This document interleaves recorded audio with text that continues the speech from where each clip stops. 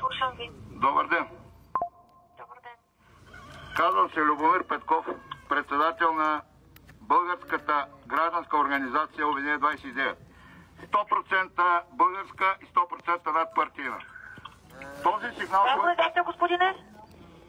Слушайте ми внимателно. Вашата организация? Обединение 29. Обединение 29, така ли? Точно така. Така. Искаме да подадем официален сигнал от името на над 500 човека, които в момента се намират в района на Велинград, в една зона, която в последните 17 дена стана раната на България. Предполагам и вие знаете. Пред мен се намират около 500 истински българи. Ще подам официален сигнал към президента на Република България. Тъй като сигналите на... Спешна помощ, пожарна, полиция. Госпожо, искате ли да си стоите на работното място? Защото тук стои суверена, които са властта в държавата. Член 1 алинея 2 казва: цялата власт проистича от народа. В момента разговаряте с суверена. Чухте ли ми внимателно? Слушам ви. И не затваряйте. Сега този сигнал ще бъде официален. Вие ще го разпространите до официалните власти, включително и до президентската институция. Започвам и не ме прекъсвайте. Господин президент на Република България. Господине, чакайте малко сега. Момента, господине. Значи ние сме спешен телефон, разбирате ли? Госпожо, тук ще почне гражданска война в България. Ще почне ли гражданска война в България?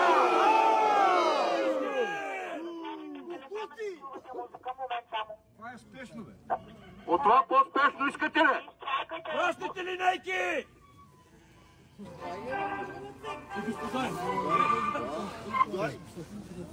Господин Петков, значи има полиция на мястото, да. Госпожо, приемете отговорно сигнала. Ако вие не приемете сигнала, слушайте ми внимателно. Господине, момент. Пратите до тук. Ако искате да не да кажем на полицайите.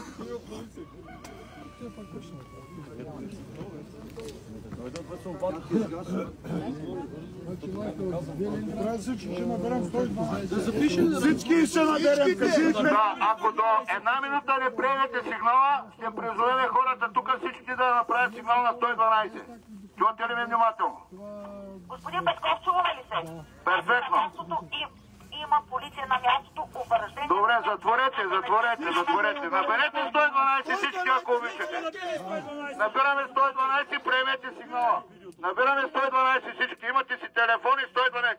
Айде да не са всички тези, които снимат, нека да продължат да снимат. Останалите, които са с телефони, сега ще подам пак сигнал. Ще разговаряме. Чуваме ли се? Аз слушам ви. Здравейте. Преди малко подадах сигнал на ваша колежка, но тъй като явно, че естеството на сигнала не представляваш интерес, ще ви помоля за следното. И слушайте ме, защото наистина това, което ще ви кажа, е много важно за това, което ще се случи в рамките на 48 часа в България. В момента се намирам на територията на стопанството на Бай Георги в Велинград. Тук около мен има около 500 човека. Само ще помоля, вие съгласни ли сте аз да изразя вашето мнение? Да! Чухте, това са хората, аз съм просто един говорител.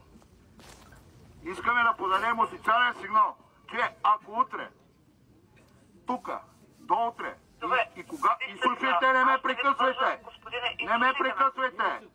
Не, аз ще ви свържа с полиция в Велинград. Виждам и пред... Вижте!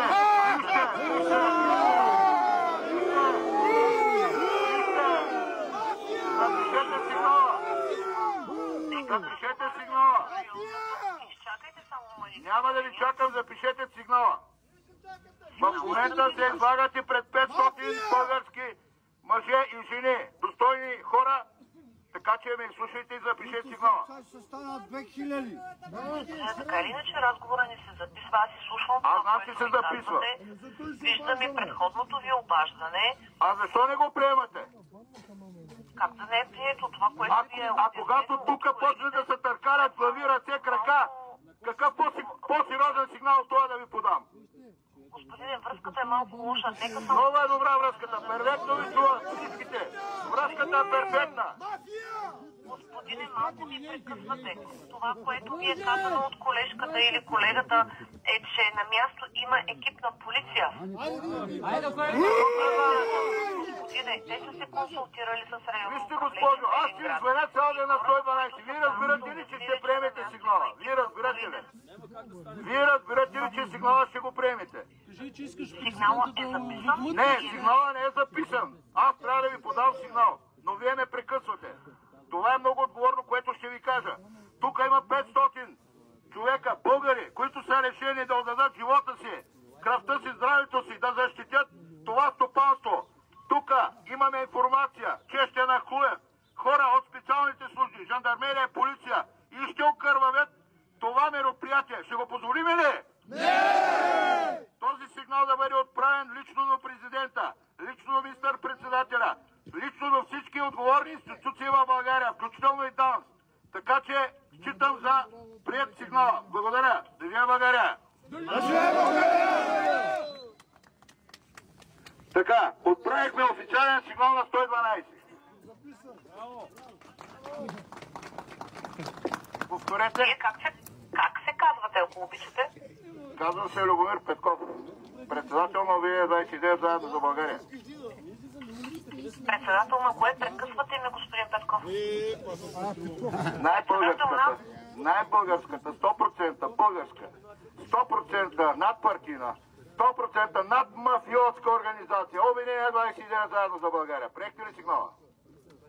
Сигнала ви е прият, господин. Благодаря много. Приятен ден желая. Можело, значи! Можело!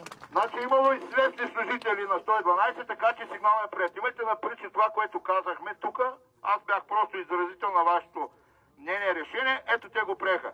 Да знаете, че от тук нататък топката е в ръцете на отговорните институции в България. В България започва гражданска война. Така ли е? Да! Така ли е? Да!